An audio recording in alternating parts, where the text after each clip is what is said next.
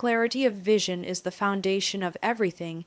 You can't build a life you're proud of if you don't even know what that life looks like. Most people think they want success, but if you ask them to define it, they can't give you a clear answer.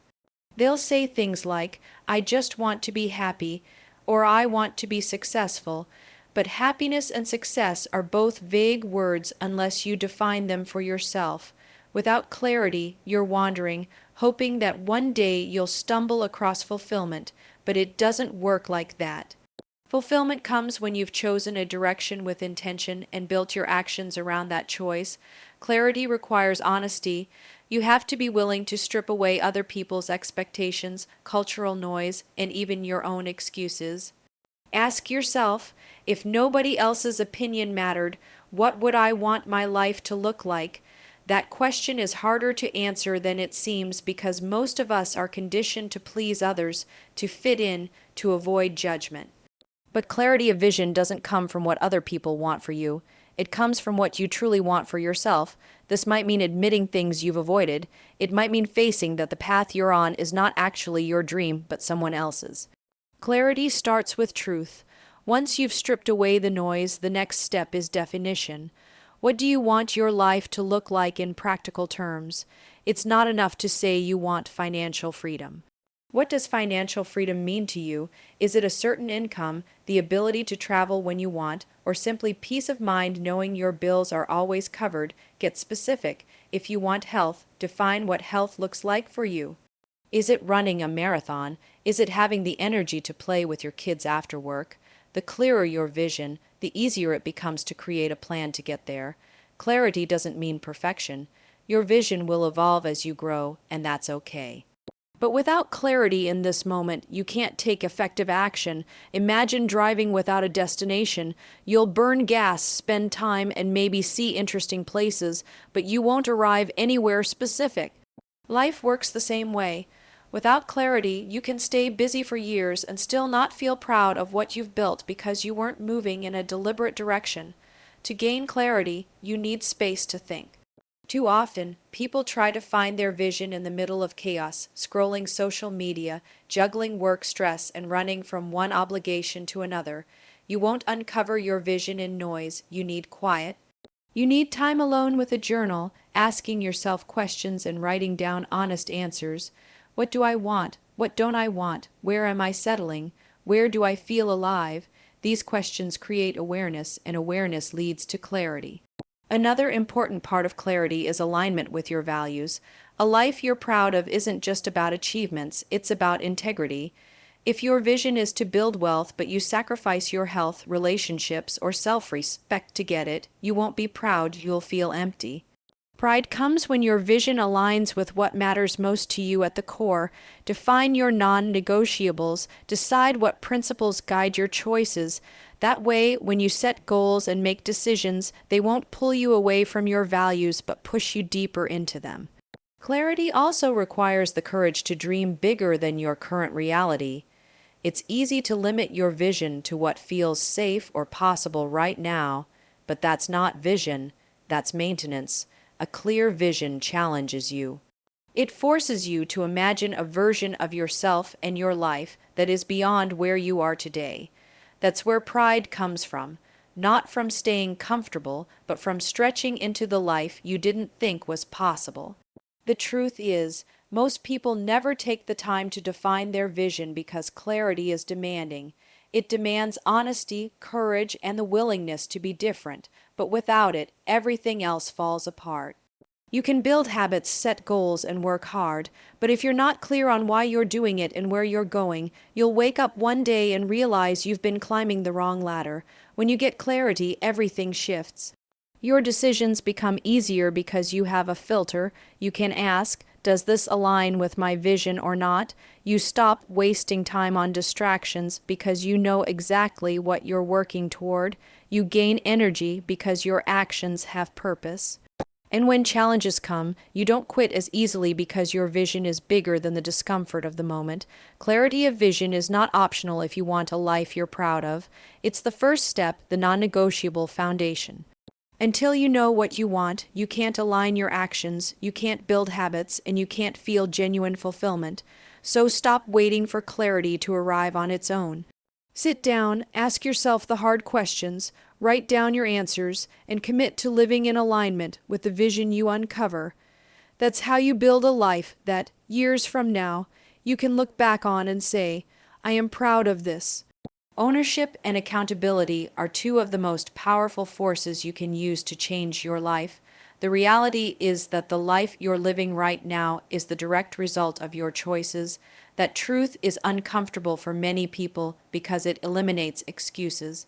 It means you can't blame your parents, your boss, the economy, or your circumstances for where you are. Taking ownership forces you to admit that while you may not control everything that happens to you, you absolutely control how you respond and what you do next. That's both the weight and the freedom of responsibility. Too often, people get stuck in a cycle of blame. They tell themselves stories like, if my boss appreciated me, I'd be more motivated, or if I had more money, I'd pursue my dream, or if people supported me, I'd be further ahead. Those stories might make you feel better in the short term, but they rob you of power. Because as long as the reason you're not where you want to be is someone else's fault, you've given your future away. Ownership means you stop waiting for perfect circumstances and start creating results with what you have right now. Accountability is the second part of this equation. It's not enough to simply declare, I'm responsible for my life. You have to hold yourself to a standard that matches the vision you want. Accountability means measuring your actions, tracking your results, and being brutally honest about whether or not you're doing what you said you would. Without accountability, ownership becomes an empty statement. You can tell yourself you're in charge, but if you're not reviewing your progress and correcting your course, you're still drifting. Think about the difference between someone who lives with ownership and someone who doesn't. The person who lacks ownership will say things like, I didn't have time. The person who has ownership will say, I didn't make time. One statement blames circumstances, the other admits responsibility. That shift in language reveals a shift in mindset. When you take ownership, you realize that every excuse is just a choice, and when you realize it's a choice, you can change it. Accountability also means not hiding from the truth. If you set a goal to save money, but you're still overspending, accountability forces you to confront the reality of your habits. If you committed to exercising but skipped half your workouts, accountability doesn't let you pretend you're consistent. Accountability removes the gap between intention and execution. It demands that your actions match your words, and when they don't, it requires you to adjust instead of rationalize.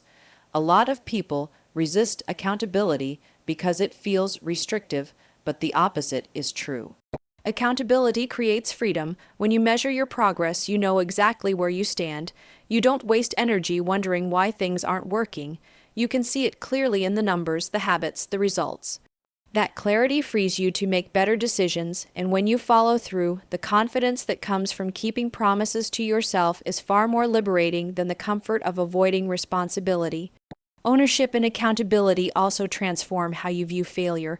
Without them, failure feels final, like proof that you're not good enough, but when you take responsibility, failure becomes feedback. You don't blame the market, the people around you, or bad luck. You ask, what did I do? What can I learn? What will I do differently next time? That mindset shift is what separates people who stay stuck from those who grow. Every mistake becomes an opportunity to refine rather than a reason to quit. Living with ownership also requires consistency. You can't take responsibility only when things go well and then blame others when they don't. True ownership means accepting both wins and losses as yours. That doesn't mean you control every detail of life, but it does mean you always control your choices, your attitude, and your effort. That's the part that matters most. If you want to build a life you're proud of, ownership and accountability have to become non-negotiable. You cannot create pride out of excuses. You cannot feel fulfilled when you're waiting for someone else to fix your problems. Pride comes from knowing you showed up, did the work, and faced the truth, even when it was uncomfortable. That's where self respect grows, and self respect is at the core of living a life worth being proud of. The question you need to ask yourself is this: am I willing to take full ownership of where I am and where I'm going? Am I willing to stop pointing fingers, stop making excuses, and hold myself accountable to a higher standard? Because the day you answer yes to those questions is the day your life begins to shift. Ownership puts you back in the driver's seat. Accountability keeps you on course. Together, they turn your vision into reality. Intentional habits and discipline are what separate wishful thinking from actual results. It's one thing to have a vision for your life, it's another to take ownership of that vision, but none of it matters if you don't translate those ideas into daily actions. The truth is, your life is not built on the big moments. It's built on what you consistently do day after day. Habits shape your identity, and discipline makes sure those habits stick long enough to create transformation. If you want a life you're proud of, you cannot rely on motivation or inspiration. You have to build systems that work even on the days you don't feel like showing up. The first step in creating intentional habits is understanding the difference between habits that happen by accident and habits you deliberately choose. Most people are already living by habits. They wake up at the same time, scroll on their phone, drink their coffee, drive the same route, and repeat the same cycles. But those routines were never designed with purpose. They simply evolved from convenience or comfort. Intentional habits, on the other hand, are crafted on purpose to serve your vision. They are not random. They are chosen because they align with the life you want to build. Think about your morning routine. Does it set you up for focus, energy, and productivity, or does it leave you scrambling, distracted, and behind before the day even begins? That difference doesn't happen by chance, it happens by habit. When you deliberately choose habits that serve your goals, you're building momentum without even thinking about it. And once habits are ingrained, they require less willpower.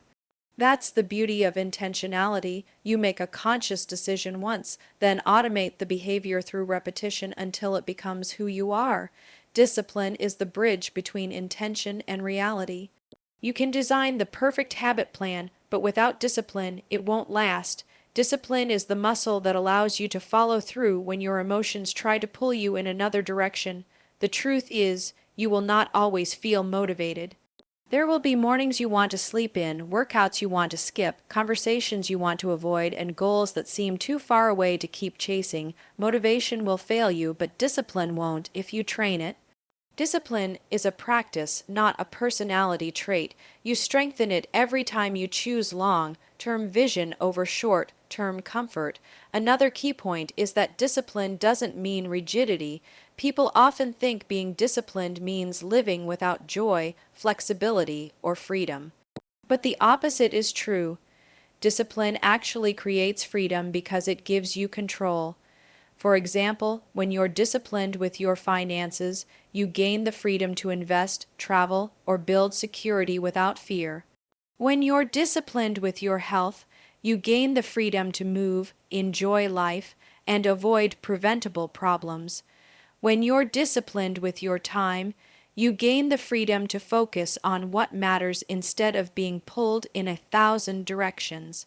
Lack of discipline looks like freedom in the moment, but it always leads to regret later. To build intentional habits, start small. Too many people fail because they try to overhaul their entire life in 1 week. They decide they're going to wake up at 5 a.m., meditate, run 5 miles, cut sugar, read a book a week, and journal daily. That level of drastic change rarely sticks because it's unsustainable. Habits compound. Choose 1 or 2 keystone habits that will create the biggest impact and build from there. Over time, those small wins create momentum, and momentum fuels discipline. Another critical factor is tracking. What gets measured gets improved. If you don't track your habits, you'll fall into the trap of believing you're more consistent than you really are. Hold yourself accountable by writing it down, checking it off, or reviewing your progress weekly. That little act of measuring keeps you honest and creates a feedback loop that strengthens discipline. Finally, it's important to understand that intentional habits are not just about action, they are about identity. Every time you follow through on a habit, you're casting a vote for the person you want to become. If you say, I want to be healthy, but you skip workouts, your actions are voting against that identity. If you say, I want to be disciplined with money, but you overspend, your actions are voting against your own vision. But when you consistently take small actions in alignment with your goals, you reinforce your identity and build self-trust. That trust is the foundation of confidence, and confidence is what makes you proud of the life you're building. At the end of the day, intentional habits and discipline are not glamorous. They're not flashy, and they don't provide instant gratification. But they are the secret to transformation. They are what ensure your vision doesn't stay a dream but becomes your reality. If you can master your habits and commit to discipline, you can change any area of your life. Pride doesn't come from wishing, it comes from doing. And doing starts with the habits you choose and the discipline you apply to sustain them. Growth through discomfort is the unavoidable path to building a life you're proud of. You cannot evolve while staying comfortable. Comfort feels safe, but it also keeps you stuck. Growth demands that you step into the unfamiliar, the challenging, and the difficult. It asks you to do things you've never done before, to face fears you've avoided, and to embrace failure as part of the process. If you are waiting for life to get easier before you grow, you'll be waiting forever. The reality is that growth is uncomfortable, and discomfort is the price you pay for transformation. Most people run from discomfort. They avoid hard conversations, skip the workout when it gets tough, stay in jobs they hate because change feels scary, and numb themselves with distractions instead of facing reality. But all of those choices come with a cost. The cost is regret, stagnation, and a life that feels smaller than what you're capable of. You can't escape discomfort. You only get to choose which kind you experience. You either experience the discomfort of discipline, effort, and growth now, or you face the discomfort of regret later. One moves you forward, the other holds you back. Discomfort is a sign that you're pushing against your limits. Think about building muscle. Growth doesn't happen when you lift a weight that feels easy. Growth happens when you push your muscles to the point of fatigue, when you give them resistance that forces them to adapt. The same is true in every area of life. Emotional growth comes from having the tough conversations you'd rather avoid. Financial growth comes from learning new skills, managing money with discipline, and saying no to instant gratification. Personal growth comes from putting yourself in situations where you feel unqualified, scared, or stretched. The discomfort is the signal that you're growing. It's important to recognize that discomfort is not danger. Your brain is wired to avoid anything that feels uncertain, so the moment you step outside your comfort zone, fear will tell you to run back to safety. But safety and fulfillment rarely exist in the same place.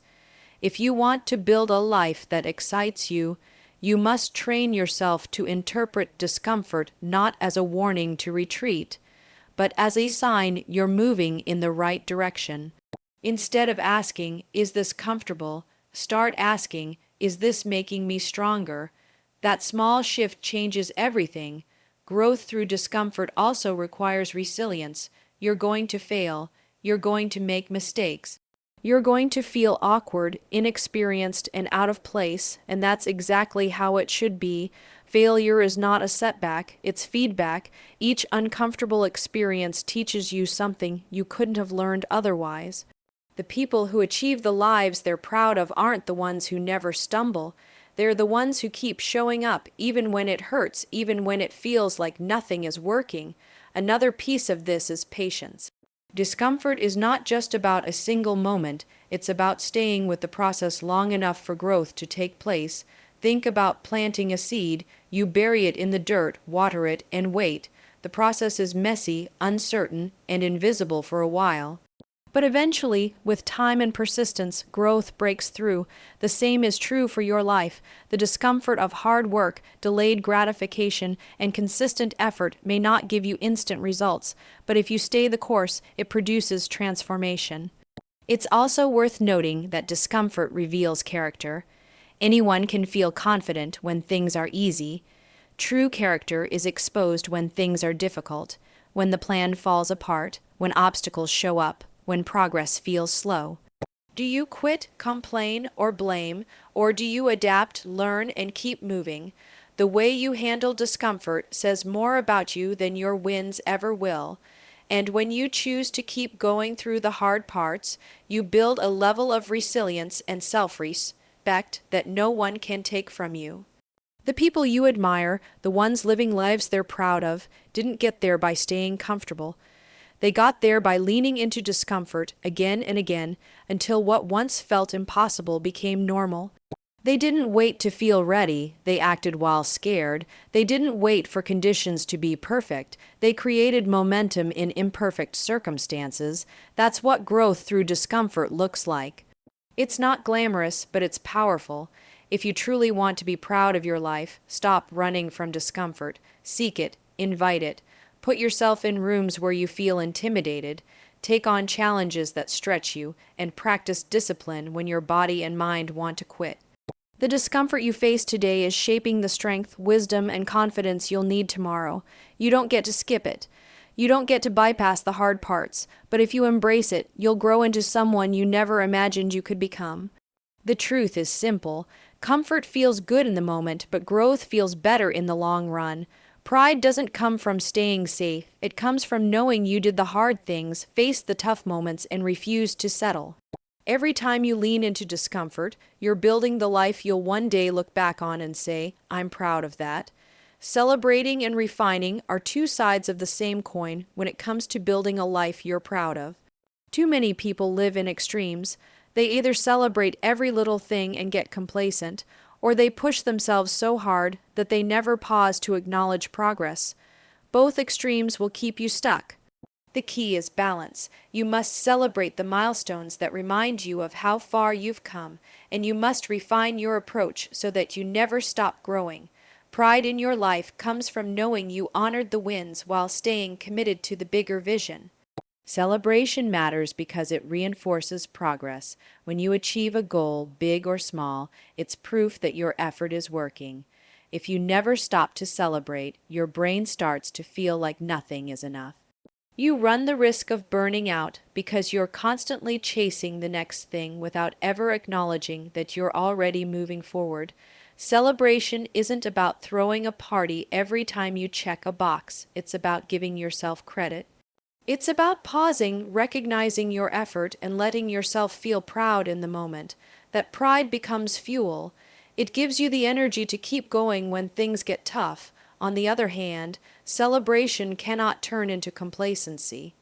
Sometimes people hit one milestone and treat it like the finish line. They finally lose the weight and then stop working out. They get the promotion and then stop pushing themselves at work. They save some money and then stop budgeting. The danger of over-celebration is that it convinces you the journey is over, when in reality, growth never ends. That's where refinement comes in. Refinement is the practice of asking, what's next? How can I do this better? Where can I improve? It keeps you moving forward even after you've reached a goal. Refinement is not about self-criticism. It's not about beating yourself up because you're not perfect yet. Refinement is about curiosity. It's about looking at your results and asking, what worked? What didn't? What needs to change? That mindset keeps you evolving. It prevents you from settling for good enough when you're capable of great. Every version of success you achieve creates a new opportunity for refinement, and every refinement brings you closer to mastery. The truth is, you need both. If you only refine without celebrating, you'll always feel like you're behind. You'll never enjoy the life you're building because you're too focused on the gaps. But if you only celebrate without refining, you'll get stuck at one level and never reach your full potential. The balance of the two is what creates both satisfaction in the present and momentum for the future. Another important piece of celebration and refinement is timing. Celebration should be immediate. You hit a milestone, you recognize it, you feel it. Refinement should follow closely behind. Once you've acknowledged your win, you ask, okay, now what's the next step? That rhythm, celebrate, refine, repeat, creates continuous growth without burnout. It ensures you're always proud of where you are, but never so comfortable that you stop moving. This cycle also builds resilience. Life is not a straight line, and not every goal will be achieved exactly as planned. Sometimes you'll fall short. When that happens, refinement helps you adjust your strategy instead of quitting, and celebration helps you recognize progress even if you didn't hit the exact target. Maybe you didn't reach the financial goal you set, but you still paid off debt. Maybe you didn't run the marathon, but you trained consistently and improved your fitness. Celebrating those steps matters because pride isn't just about the destination, it's about honoring the process. Celebration also creates gratitude, which is a powerful motivator.